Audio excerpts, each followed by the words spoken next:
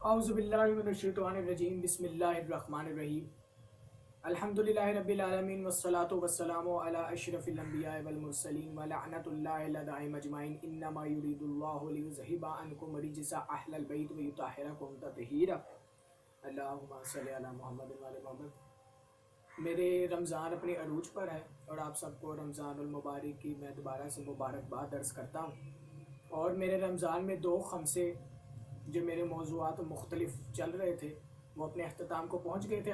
اب رمضان کے آخری عشرے میں میرا رمضان کا آخری عشرہ جو ہے وہ اب اس کا آغاز ہو رہا ہے، جس کا موضوع آغاز سفر ہے۔ اور یہ میں نے بہت سوچ وچار کے ساتھ یہ موضوع رکھا، معرفت خدا پہ ہماری بحث ہوگی اور انشاءاللہ تعالیٰ پورا عشرہ آپ کے سامنے بیان کروں گا۔ اور آگے انشاءاللہ تعالیٰ حضرت علی علیہ السلام کی شہادت آ رہی ہے، ان کے ایام آ رہے ہیں، تو ان کے لیے حضرت علی علیہ السلام کے 21 رمضان 19 اور 20 رمضان اس پہ بھی انشاءاللہ تعالیٰ خصوصی ٹرانسمیشن، خصوصی درس میرے جو ہے وہ چلیں گے۔ انسان کی خلقت کے آغاز سے ہی انسان کی زندگی کا سفر شروع ہوا۔ انسان کی خلقت کے آغاز سے ہی انسان کی زندگی کا سفر شروع ہوا، جس میں انسان مختلف مراحل، مختلف حالات سے گزرتا ہے۔ انسان کے سامنے تکلیفیں، خواہشیں، آرزویں، بہت ساری چیزیں اپنے پر پھیلائے کھڑی ہوتی ہیں۔ ان مختلف اور پریشانی والے حالات اور خطرناک حالات کے باوجود بھی انسان کے ذہن میں چند سوالات اٹھتے ہیں جن کے وہ جوابات ڈھونڈتا ہے۔ انسان کے دل میں ہمیشہ سے ہی یہ آرزو ہوتی ہے کہ جو اس کے دل میں سوالات اٹھ رہے ہیں ان کے صحیح جوابات انہیں مل جائیں، جس کی وجہ سے وہ جہالت کے اندھیروں سے ابھر آئیں، جہالت کے اندھیروں سے باہر آ جائیں۔ اگر انہیں ان کے صحیح سوالات کے جوابات نہ ملے تو وہ انسان پریشان ہو جاتا ہے، زندگی کی لذت نہیں اٹھا پاتا، زندگی پریشانی میں گزرتی ہے کیونکہ اسے صحیح سوالات کے جوابات نہیں ملے۔ وہ سوالات کون سے ہیں جو انسان کے بنیادی ہوتے ہیں، جو انسان کے دل اور دماغ میں اٹھتے ہیں؟ پہلا سوال کہ میں کون ہوں، توجہ کیجیے گا کہ میں کون ہوں۔ دوسرا، مجھے اس دنیا میں لانے والا کون ہے، اور تیسرا کہ میں زندہ کیوں ہوں، میری زندگی کا مقصد کیا ہے۔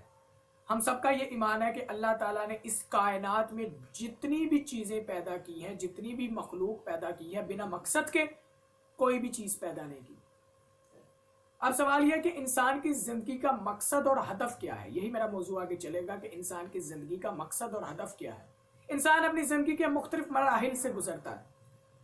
بچپن میں سب سے پہلے انسان پیدا ہوتا ہے، پہلے بچپن کے مراحل سے گزرتا ہے، پھر جوانی کے مراحل سے گزرتا ہے، پھر بڑھاپے کے مراحل سے گزرتا ہے، بڑھاپے کی کمزوری اس پر مسلط ہو جاتی ہے۔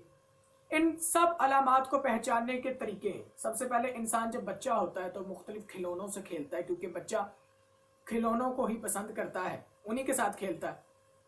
پھر انسان جوان ہوتا ہے، دولت، مال، شادی، اولاد، ان سب کی طرف اس کا رجحان ہو جاتا ہے، اور جب بوڑھا ہوتا ہے تو اپنی چیزوں پر فخر کرتا ہے۔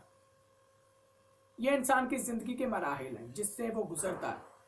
اس لیے اللہ تعالیٰ نے فرمایا کہ یاد رکھو دنیا کی زندگی کھیل تماشا، توجہ کیجیے گا، دنیا کی زندگی کھیل اور تماشا، آرائش اور آرزو، اور اپنے پر فخر، اور اپنے پر فخر اور اولاد وغیرہ اس کی زیادہ طلب۔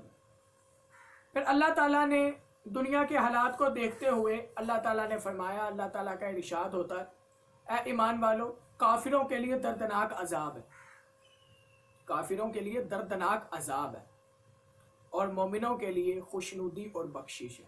اور یہ دنیا کی زندگی مکر و فریب کا سامان ہے۔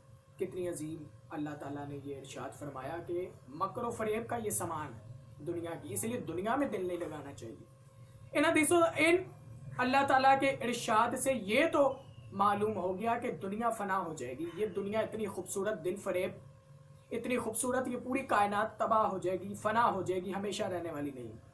اس کائنات میں رہنے والی ہر مخلوق بھی فنا ہو جائے گی۔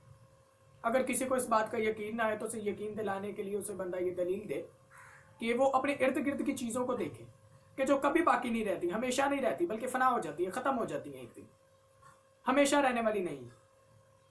اپنے دادا کو، اپنے ماں باپ کو، اپنے بزرگوں کو دیکھے جو پہلے بچے تھے، پھر جوانی میں آئے، پھر بڑھاپے کے اسیر ہو گئے۔ کیا دنیا کے مال و دولت نے ان کے بڑھاپے کی اسیری کو روکا؟ نہیں۔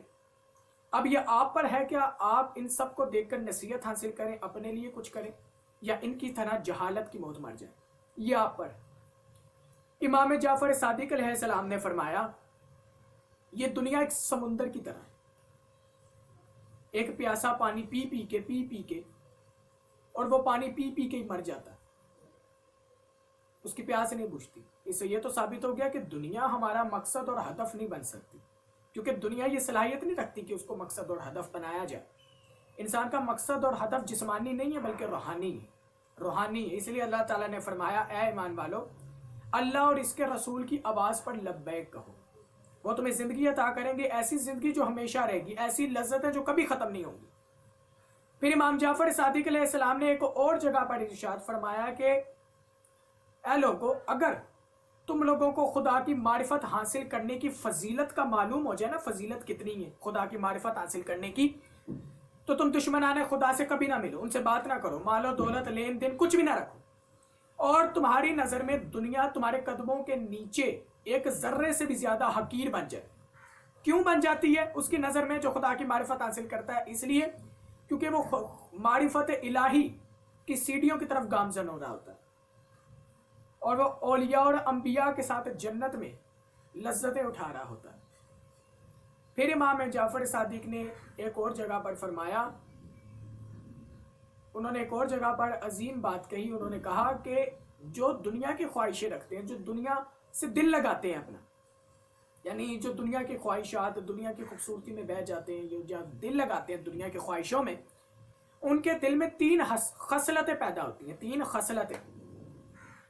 پہلی خصلت، کبھی نہ ختم ہونے والا غم اسے ملتا، جو دنیا کی خواہش رکھتے ہیں، کبھی نہ ختم ہونے والا غم، کبھی نہ پوری ہونے والی آرزو، اور تیسرا، کبھی نہ حاصل ہونے والی توقع کبھی نہ حاصل ہونے والی۔ ان سے ہمیں معلوم ہوتا ہے کہ جو دنیا کی خواہشات رکھتے ہیں، دنیا کی دل فریب خواہشوں میں رہتے ہیں، ان کو اتنے غم ملتے ہیں کبھی ختم نہیں ہوتے، دنیا کی پریشانیاں ہی بہت زیادہ، اور اتنی خواہشیں، انسان کی اتنی زیادہ خواہشیں، اگر اسے سب کچھ بھی حاصل ہو جائے پھر بھی اس کی خواہشیں ختم نہیں ہوتی، کبھی ختم نہیں ہوں گی، ایسی امیدیں جو کبھی نہیں ملے۔ اس لیے دنیا کی چیزوں میں، فریبوں میں دل لگانا نہیں، جو چیز ہی فنا ہو جانے والی ہے اس پہ دل لگانے کا کیا فائدہ؟ اس لیے اس جگہ پر دل لگائیں جہاں آپ نے ہمیشہ جانا ہے، اس کے لیے اپنا سامان رکھیں کہ اس کے لیے آپ نے کیا کیا اپنی زندگی میں۔ انشاءاللہ تعالیٰ میرے آگے بھی درس چلیں گے، اور خدا کی معرفت اور ہدف، ہماری زندگی کے ہدف کے بارے میں جو ہے آگے ہم ذکر کریں گے۔ دعا ہے رب کائنات ہمیں دعا ہے رب کائنات اللہ تعالیٰ ہمیں اپنی معرفت حاصل کرنے کی توفیق عطا فرمائے، اور ہمیں اپنی زندگی کا مقصد اور ہدف جاننے کی توفیق عطا فرمائے، اور اللہ تعالیٰ تمام مومنین کو اپنے حفظ و امان میں رکھے۔ اور آگے مولا علی کی شہادت آ رہی ہے اور اس کے ایام ہوں گے، اللہ تعالیٰ تمام عزاداروں کو اپنے حفظ و امان میں رکھے اور کرونا وائرس کو جڑ سے ختم کر دے۔ اللہم صلی علی محمد و آل محمد وعجل فرجہ۔